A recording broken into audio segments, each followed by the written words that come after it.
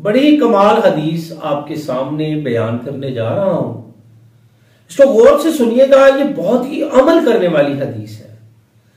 हजरत सहल बिन साद रजी अल्लाह तआला अन्हु से रवायत है कि वो फरमाते हैं कि सैयदना रसूलुल्लाह सल्लल्लाहु अलैहि वसल्लम ने खैबर के रोज हजरत अली रजी अल्लाह तआला अन्हु को झंडा देने के बाद फरमाया, काफरों को इस्लाम की दावत देना और इन पर लाजम हुकूक उन्हें बताना। अल्लाह की कसम, तुम्हारे जरिए किसी एक शख्स को भी हदायत मिल जाए तो ये तुम्हारे लिए सुर्ख ऊंटों अहले अरब के नफीस तरीन माल से बेहतर है। बात समझ में आई कि कैसे आप इसको समझेंगे कि जो शख्स किसी को हदायत के लिए तबलीग करता है, चाहे वो माने या ना माने, आपका काम है सही बात को कह देना, आपका काम है अल्लाह के हुक्म को पूरा कर देना।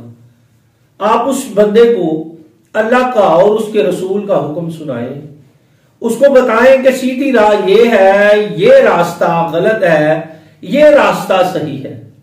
नमाज के लिए जाएं तो सबको दावत दें, जो भी नेक अमल करने जाएं उसमें सबको दावत दें। बस ये देखें कि इस हदीस के आखिरी अल्फाज बड़े ही कमाल हैं कि अगर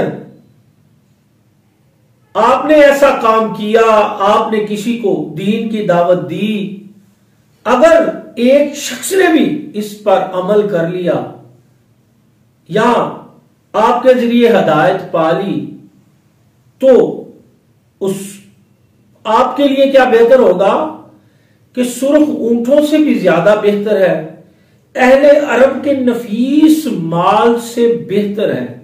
यानी कि मालो दौलत सुर्ख ऊंट जो भी लगा लो, आजकल के माल में हीरे जवाहरात, हर चीज से बेहतर यह है कि आप अल्लाह और अल्लाह के रसूल का हुक्म लोगों तक पहुंचाएं। अगर एक शख्स भी आपकी बात पे अमल कर लेता है तो आपको फिर खजानों से बेहतर, दुनिया पूरी की दौलत से बेहतर चीज मिलेगी। वो अल्लाह की खुशनुदी, रसूलुल्लाह सल्लल्लाहु अलैहि वसल्लम की खुशनुदी और मोहब्बत हासिल होगी।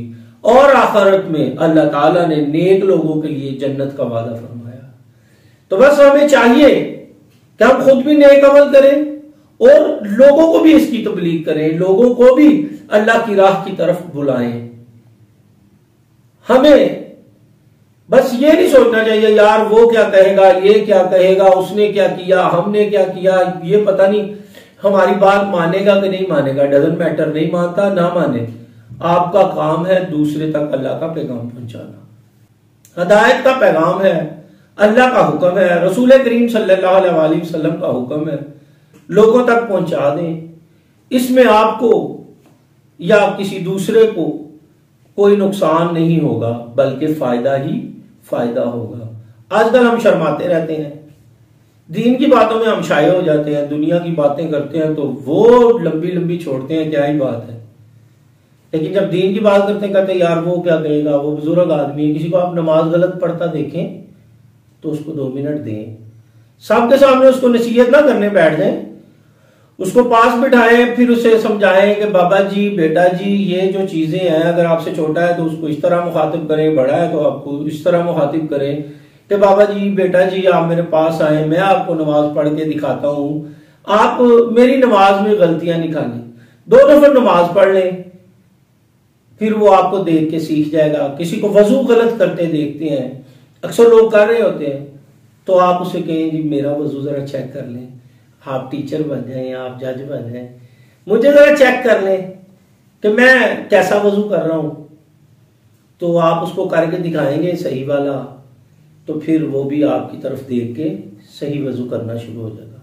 क्रिटिसिज्म नहीं करना। आजकल हम लोगों का मजाक उड़ाते हैं, तमस्खर उड़ाते हैं, लोग पूछने से भी हिचकिचाते हैं, हम बताने में भी हिचकिचाते हैं। बस आप सबसे यही गुजारिश है कि इस पैगाम को आम करें, इस पैगाम को आम करें।